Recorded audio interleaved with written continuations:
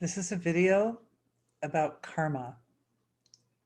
If you enjoyed the contents of this video, please like and subscribe. Also, I would love to hear your thoughts and perceptions about karma because it's a very abstract and fascinating topic, and we all have a slightly different take on it. And so when we put our ideas together, we get a complete picture. So I'm going to give you my angle on karma, and we will probably do some healing for karma in this video, I expect. All right, let's dive in. We think of karma as the reaction of the environment to our own actions. Because we are constantly evolving, the actions that we take today, now, will be better aligned with our full potential and with our highest and most perfect expression of divinity than the actions of the past.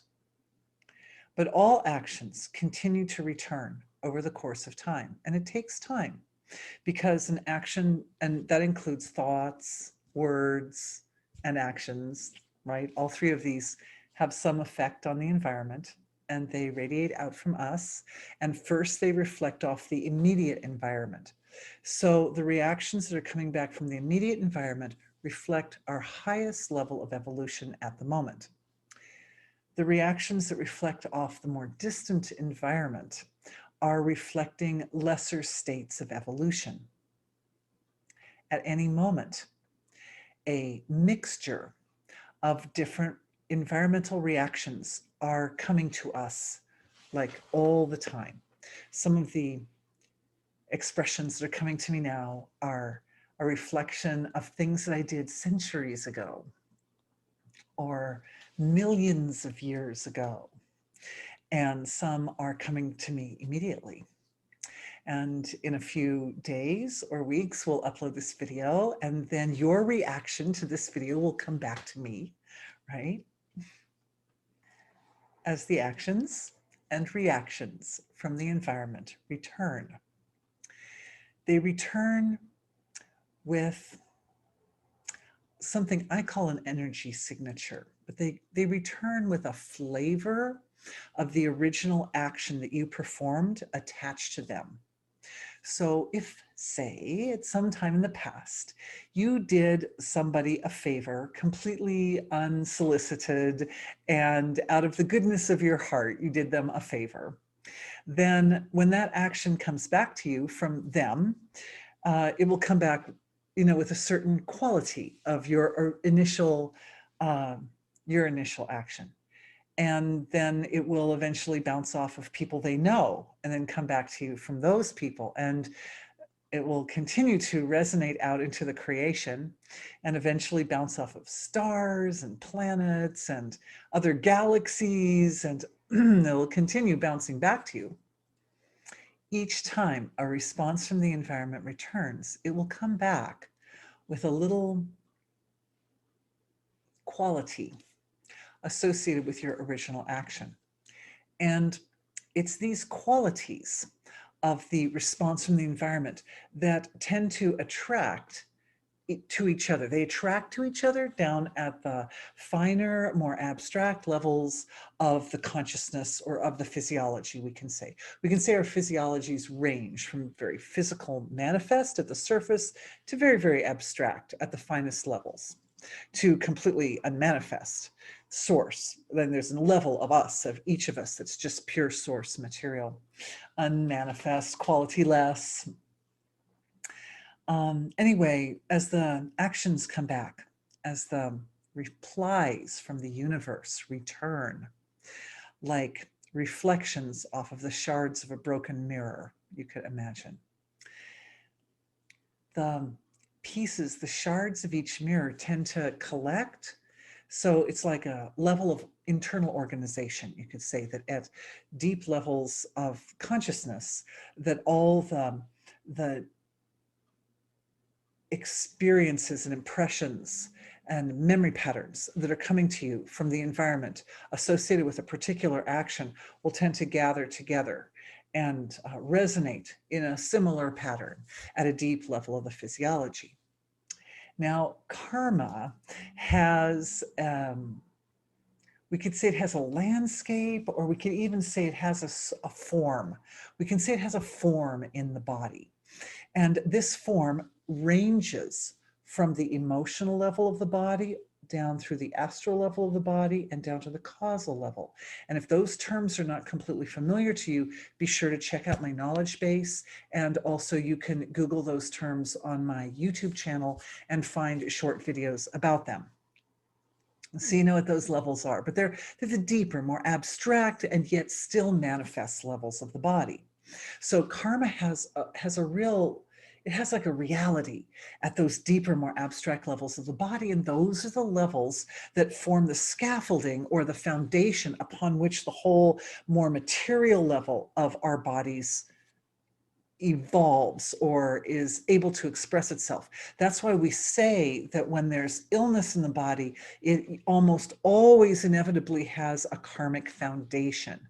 That means there's some karma when there's illness at the physical level, at the subtle levels of the body, which are more fundamental.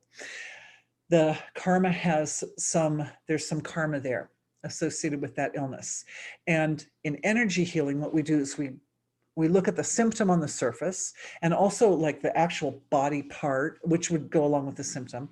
We look at that, and from the symptom and from that part of the body that's unhappy, we can infer and analyze and feel intuitively back down into the subtle levels of the body to find out what exactly is that karma that's responsible for that illness on the surface. And then deal with the karma, deal with the seed of the problem, because at that level, they're usually the karma, it has connections to lots and lots of different nuanced expressions of the environment. And so by going down to the karma, by going down to the seed of the illness, one can perform a single action to eliminate that seed, or to, I would say, complete or resolve the seed of karma. And then from the one action, experience benefits, not only a release or resolve of the symptoms of illness, but any other aspects of life that were reflecting that karma will also be resolved. So it's a way to do less and accomplish more. By working directly with karma, we can eliminate illness from its root or from its seed. All right, so let's look at the construction of karma. Like, what does it look like actually? And what we're going to do is we're going to get karma under the microscope here and look from a more superficial level down to a subtler level. So if we start at the emotional level, the first thing you'll notice is that a karmic knot has a shielding around it, or a skin around it, like a seed has a shell. Okay, like a sort of a hard protective coating. And that protective coating is invariably comprised of discordant feelings. Almost always. And the discordant feelings very often have some relationship to the type of energy that's inside, that's in the actual karmic knot. But the role or the purpose of the shell of a knot of karma is that the karma is the discordant feeling is so uncomfortable that it will dissuade you from diving in and dealing with the internal components of that karmic knot until you're ready. So what that means is that the discordant feelings will be unpleasant enough that you will not be inclined to try to breach that shell until you're ready, until you have the internal resources of like wisdom and intelligence and creativity and energy to deal with the knot that's inside that shell. So the shell is always just thick enough that it will stop you from dealing with the karma until you have the resources to deal with the karma. So in a way, the shell is like a protection for you, right? Because if you breach that shell before you're ready, and you try to go in and work with the karmic internal components of the karma, you be that you might create more trouble than you solve, something like that. So there's always this shell of discordant feelings. Now, the good thing to know about the fact that a karmic knot has a shell is that it means that those discordant feelings are sort of like temporary. They're on the surface. They only comprise like the outer portion of the karmic knot. And if you don't know what a karmic knot looks like or how it's composed, then you might come across those discordant feelings and just think, oh my gosh, these horrible, unpleasant feelings are just like all the way down. It's just unhappy. It's fear all the way down, or whatever that particular energy is on the surface. So knowing that the karma naturally has this discordant feeling shell, it gives you an edge, because and knowledge, of course, is one of your tools, right? You'll be better at dealing with karma when you're knowledgeable. So I'm giving you this knowledge that when you first come across, you have a symptom and the suffering on the surface or the illness, and you start to follow it down inside, and the first thing that happens is you hit a knot of some unpleasant feeling. Realize that that's just it's like a coating. It's a coating. And if you can get through it, you can get into the internal portion of the karmic knot. And then it's easier to deal with the internal components, actually. It actually is. So let's say that we've breached the surface and we've gotten through the discordant feelings that are on the surface. And we get into the internal portion of the karmic knot. The karmic knot itself sits at the astral level of the physiology. And if you've checked out my link on the astral body, you'll know that that's a level of the physiology and level of consciousness, where consciousness, awareness, intention, these forms appear as threads. They appear as rivers or streams or channels of energy. So the knot itself is comprised of these threads of consciousness. These threads of consciousness are living form. They are the scaffolding on which our world is comprised. Our material world is like born of or is built on the scaffolding of the astral level of creation. We can also call that universal form of that level, the web of life, right? It's that level of creation where everything's connected to everything through threads or channels of consciousness, the flow of awareness. And these parts of our body are ancient. Those channels, they go on and on and on. They go on much longer than our physical bodies. And they all have a place in creation.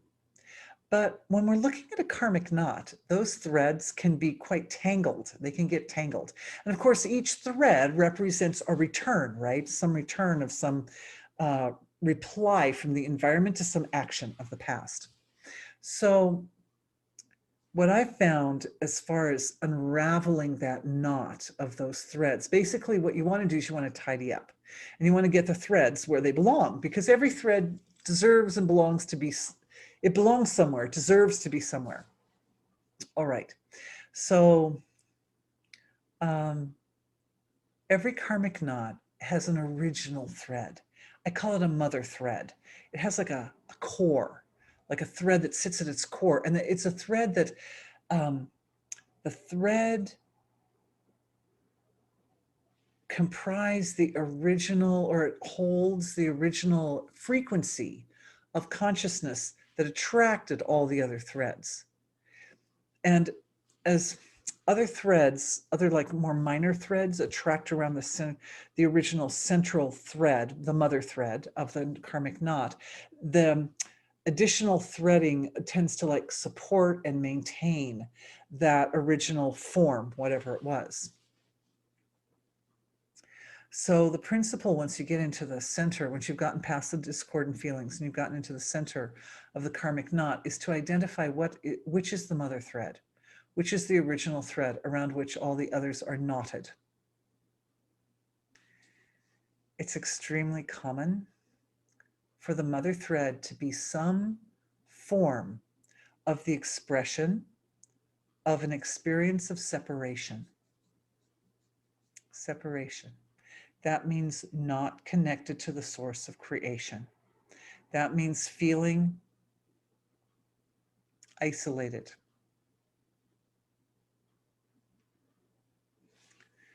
The way the creation works is that the source of creation, which is unmanifest, folds in on its own nature.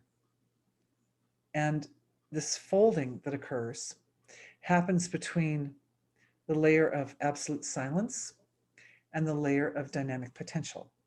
These two values are they're both like two different values of the same thing, essentially. And they look at each other. They look at each other, and there's like a flow that goes back and forth, back and forth, back and forth like that. And that flow sets up a pulse or a vibration or it sets up kind of a flow of being, of life force, but unmanifest. And then this unmanifest rocking, it's like a rocking back and forth. And it's a very, very, very comforting, very holistic feeling. It's like rocking in the cradle type of rocking back and forth between absolute silence and dynamic potential like that. But at some point, a little bit of that dynamic flow, there's a kind of another type of, or we should say dynamism, another bit of dynamism will push that rocking across the boundary between unmanifest and manifest. And there's a gap right there between the unmanifest and the finest level of the manifest, the subtlest level of the manifest. And right at that gap, the perfect symmetry, the wholeness, the completeness of the source of creation starts to break apart just a little bit. So the first like inkling of separation occurs right at that gap between the unmanifest and the manifest. And that separation is actually necessary in order to support the manifestation of the material field of creation. Because in the material field of creation, there are differences, right? Like even in my necklace, like there's some parts that are more dark, there's some parts that are more light, there's lines. We've got this like yellowish thing going on over here, and then we've got a bit of purple underneath it, and then the gray, and it's like the whole world is just full of differences. There's the whole material field. So the principle of separation is absolutely necessary for the manifestation of this reality. It's absolutely necessary. But it's also absolutely necessary in order for the unmanifest source of creation to fully and completely know itself and evolve through its own expression. So both the field of the manifest field of diversity and the unmanifest field of unity comprise aspects of the entire expression of creation. Therefore, separation is naturally built into reality. It's naturally built into reality. But the thing is that separation becomes a problem when some aspect of oneself is ready to reflect the wholeness of creation more completely. Let me say that again, that's really important. Separation becomes a problem when some aspect of oneself, maybe some part of the body that's fallen ill, like some part of yourself, is ready to express its full potential as an absolutely perfect form of wholeness. It's ready to integrate the unmanifest and the manifest. It's ready to bring them together. And what better energy to eliminate the experience of separation than integration, right? Integration eliminates separation. So a lot of the time, the mother thread is connected, like a lot of the time. Like I've been looking at karma and helping people overcome illnesses and dealing with it myself for a long time. like 45, going on 50 years now. And so I've seen this pattern rise up, crop up again and again, that almost always the mother thread has at least some value of separation in it. At least some value of separation. So look for the separation in the karmic knot. Under the knot, once you've kind of figured out, okay, I see there's this mother thread and it's attracted all these other threads and I found the mother thread, then what do you do? Then what do we do? Then what we do is we follow the mother thread down to the next deeper layer of self, which I call the causal body. And that's that finest first expression of manifestation right across the gap. Just that first layer. The causal body isn't comprised so much of threads. It's more comprised of regions or portions of an ocean-like level of the physiology. And these regions are fundamental to the threads. They give rise to the threads. They interact. The regions, what's happening in the regions is that the vibration of pure life force coming out of the source of creation goes into a space of self, which is sort of loosely defined. It has loosely defined boundaries. And in that space of self, it acts like that acts like a resonating chamber for this pure energy of source to like vibrate. And these regions are like instruments in the orchestra. They all vibrate in different frequencies and different patterns and different timbres. And these frequencies work together. They interface with each other, like the notes in an orchestra, that if you've got one instrument playing a B flat and you've got someone else playing an F, you've got someone else playing a D, then when they play these notes together, you get a chord that sounds nice. They work together to produce a chord. And the chord, oh, look, it's a chord. It's a chord. It's a thread. It's a stream.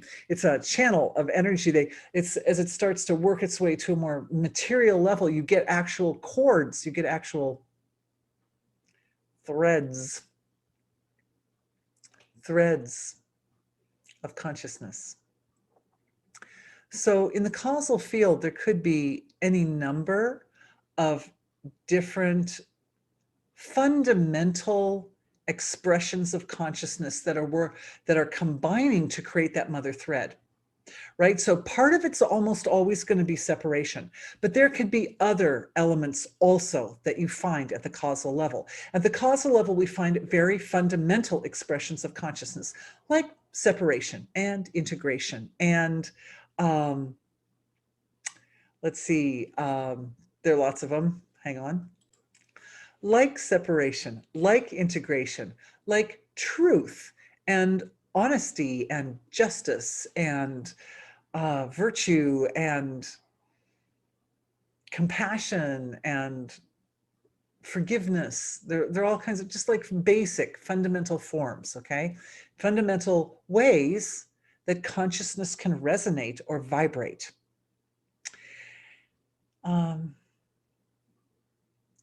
So the causal level, as your awareness locates or isolates the fundamental energies that have comprised the mother thread of karma, awareness or attention brings with it something from the surface that's very precious and that has a healing effect.